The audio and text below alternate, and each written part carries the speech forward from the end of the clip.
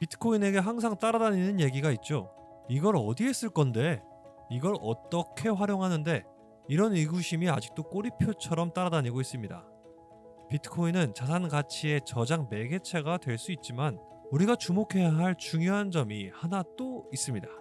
비트코인 자체가 발전 에너지, 즉 전력 발전과 금융을 이어주는 유일무이한 한강대교가 될 수도 있다는 사실이죠.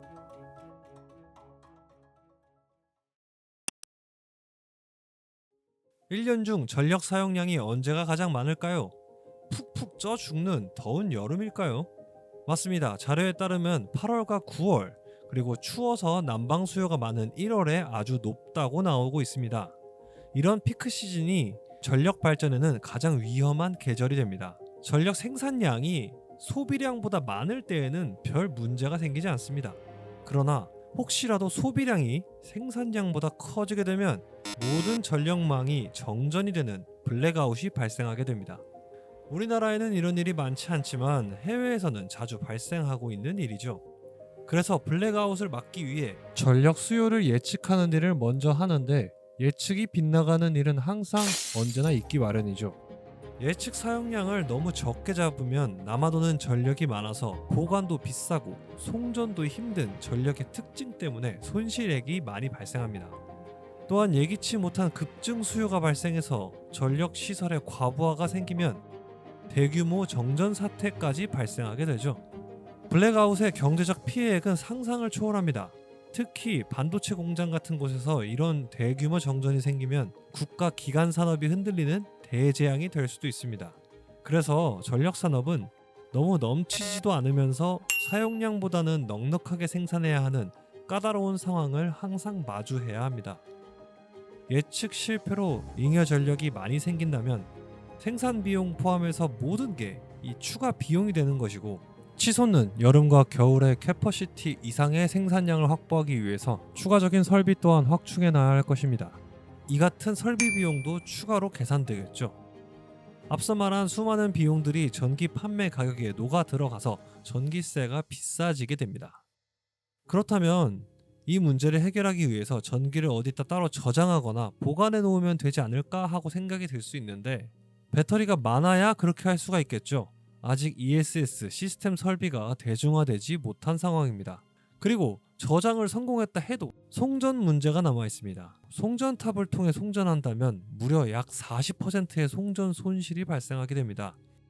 생산한 전력 중에 40%가 이동하는데 다 삭제당하는 거예요. 이건 마치 은행에서 계좌이체하는 수수료가 송금 금액의 40%나 되는 셈입니다. 말도 안 되는 비효율이 되는 것이죠. 그래서 일론 머스크와 캐시 우드, 마이크 세일러 등 수많은 비트코인 맥시들이 주장하는 내용이 하나 있습니다. 바로 잉여 전력을 비트코인 채굴에 사용하자는 의견입니다. 이렇게 하면 전력 에너지의 저장 및 금융 에너지로의 전환이 편리해지고 전력이 금융 가치로 형태 변환되면서 이 비트코인을 송금한다는 것이 전기 에너지를 송전하는 격이 될 것입니다. 그것도 수수료 0.001BTC, 약 7만 원의 수수료 사용으로 100억 원, 1000억 원어치의 전력을 단돈 7만 원에 비트코인으로 바꿔서 송금할 수 있게 되는 것이죠. 기존의 송전 효율을 생각하면은 엄청난 혁신이 되는 것입니다. 기존 발전 산업뿐만 아니라 추가적으로 친환경 발전 또한 비트코인을 채굴하면 굉장히 이득을 볼 수 있습니다. 풍력 발전과 태양광 발전은 그 특성상 24시간 계속 돌아가게 됩니다. 그러나 제주도와 같은 친환경 격오지의 특성상 발전량이 늘어나도 사용량이 한정적이기 때문에 잉여 전력이 많이 발생합니다. 전력 보관 및 설비 유지 비용이 계속 나가는 그런 상황이 되는 거죠. 이럴 때 태양광 패널이나 풍력 발전기에 오프 버튼을 눌러서 꺼두고 싶겠지만 이것이 꺼지는 것도 아니고 유지비와 대출 이자가 사라지는 것도 아니죠. 제주도에서 발전 사업자들의 전력 공급량을 제한하는 출력 제한이 실제로 시행됐었습니다. 발전 사업자들은 정부에게 해당 출력 제한으로 인한 손실 비용을 보전해달라는 시위를 계속하곤 했죠.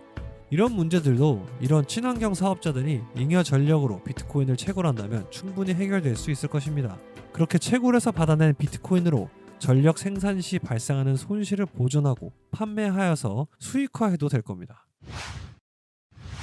추가적으로 올해 마지막에 게임 체인저 하나가 시작됩니다. 12월부터 미국 재무회계기준위원회 FASB의 규칙 변경이 적용되는데요. 지금까지는 비트코인을 보유해도 가격 하락으로 인한 손실분만 반영되었지만 앞으로는 가격 상승분이 반영됩니다.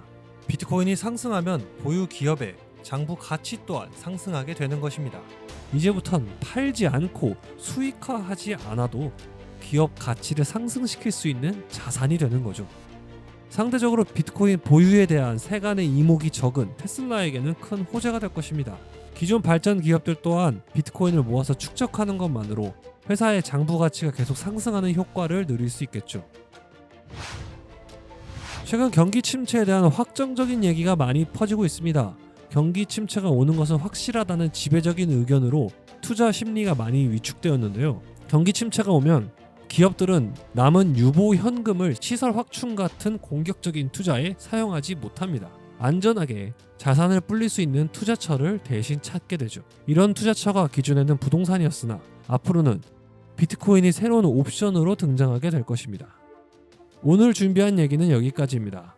다음에도 도움될 수 있는 얘기 준비해서 찾아뵙도록 하겠습니다. 지금까지 프로비던스였습니다.